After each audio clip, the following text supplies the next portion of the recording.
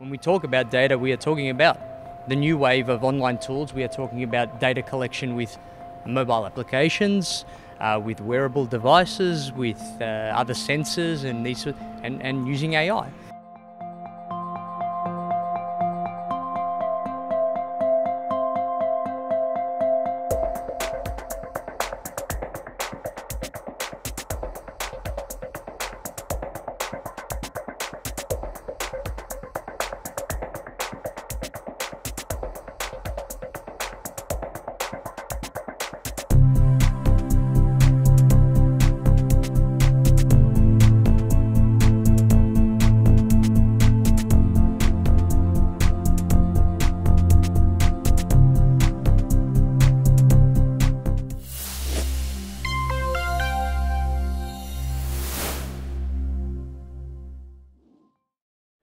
Hello from World Physiotherapy Congress 2025 in Tokyo. I'm broadcasting to you directly from the city center in the convention center here at the 7th floor, and I have an expert on health data with me, Dr. Mark Merolli from the University of Melbourne. And Mark, just let me the silly question first. Are there any specialized physiotherapists for kangaroos in Australia?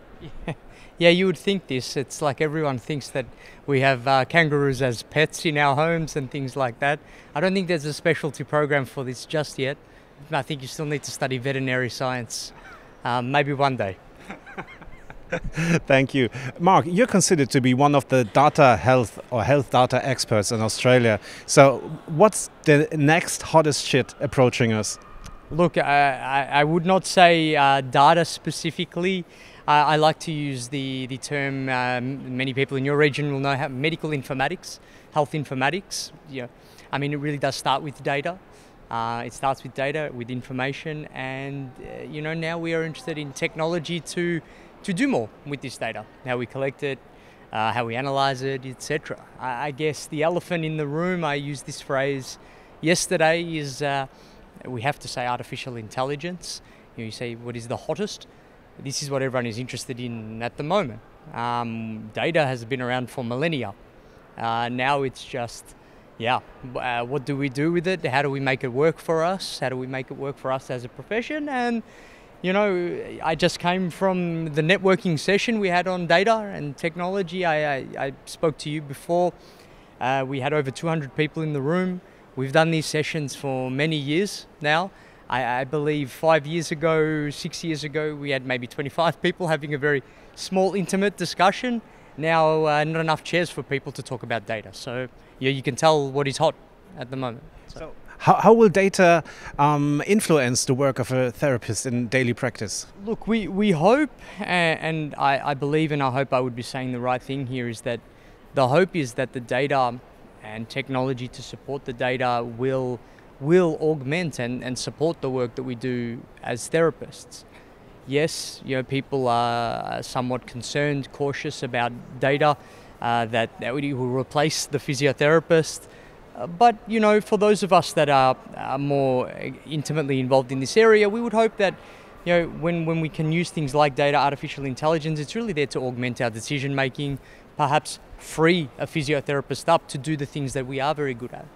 The educating, the empathy, the relationship building with our patients, and that the data can be used to help with the decision making, but not replace it.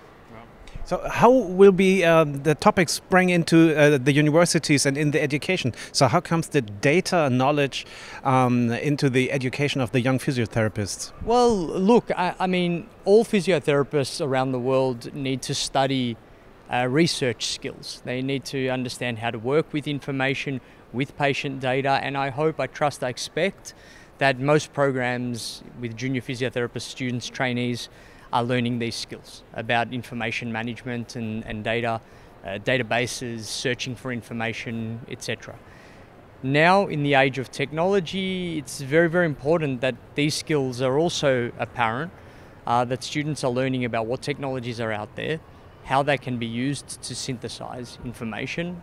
So when we talk about data, we are talking about the new wave of online tools. We are talking about data collection with mobile applications, with wearable devices, with other sensors and using AI. It is a tremendous passion of my current work at the moment that we are looking at the workforce, that we are looking at education of junior trainees and physiotherapists. And the short answer is I did some work. We published some work not long ago, within the last 18 months that looked at all of the practice standards for physiotherapists in Europe, in Asia Pacific, the North Americas.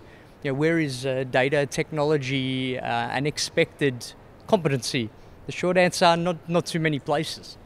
Okay. We followed that up with an international consensus statement, a Delphi study. I don't know if you're familiar with the Delphi method, but experts in the field of digital health, technology, artificial intelligence, we said, you need to tell us which activities, which competencies a physiotherapist must work with in the future. And this is part of a bigger initiative to make sure that the workforce and education is going to start training the next generation of therapists in this way.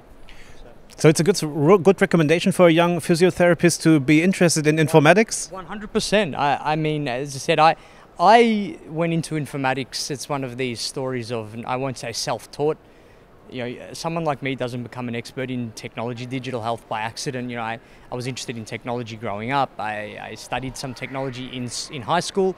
The drive for physiotherapy was stronger, and hence, but I found a way to marry the two. I did my PhD in the area. I did further training, certification in informatics.